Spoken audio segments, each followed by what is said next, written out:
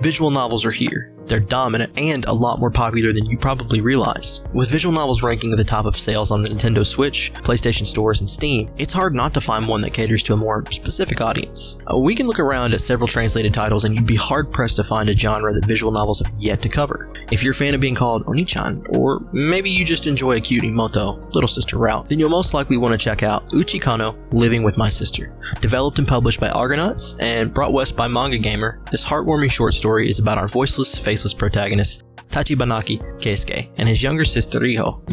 ママのことは心配だけど、私 Keisuke is a typical Japanese salaryman, with a habit of drinking with his friends during his spare time. Riho is his younger sister working towards her preferred university and preparing for entrance exams. One day his mother happens to catch a highly contagious sickness, forcing Riho to stay in Keisuke's apartment for the foreseeable future. While living together, the pair slowly realizes that both are not entirely in tune with societal norms. Riho often imagines being more than just a younger sister, while Keisuke is confused by the thoughts and emotions begin to take shape and affect his work and social life. This is an arrow, and there are several fan service CGs sprinkled throughout the story. This is heavy with the romance, and you can consider this a strong, drama-free, romantic visual novel centered around the taboos of loving a blood-related sibling. I enjoyed the art style and aesthetic the game presented. Regarding settings and UI, it has exactly what you'd expect if you've played visual novels before. The game allows for several resizing options for your preferences or to fit whatever screen you're playing with. Also included is the classic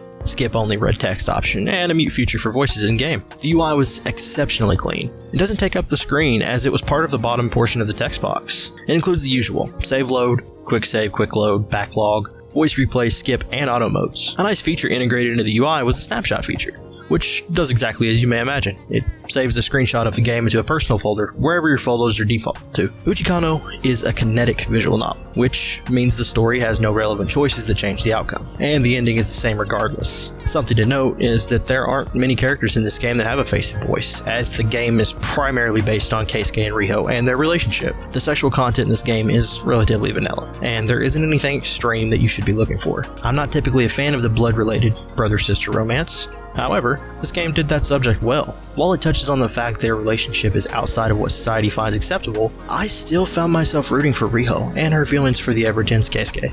Uchikano's romance narrative doesn't come off as forced, even with its taboo themes. If you're looking for a 3 to 5 hour story fueled by fanservice romance, this is a great way to wind down and relax.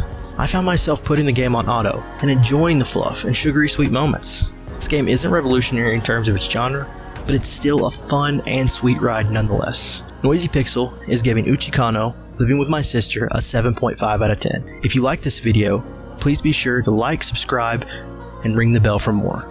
Thank you so much for watching, and I hope you all have a great rest of your day.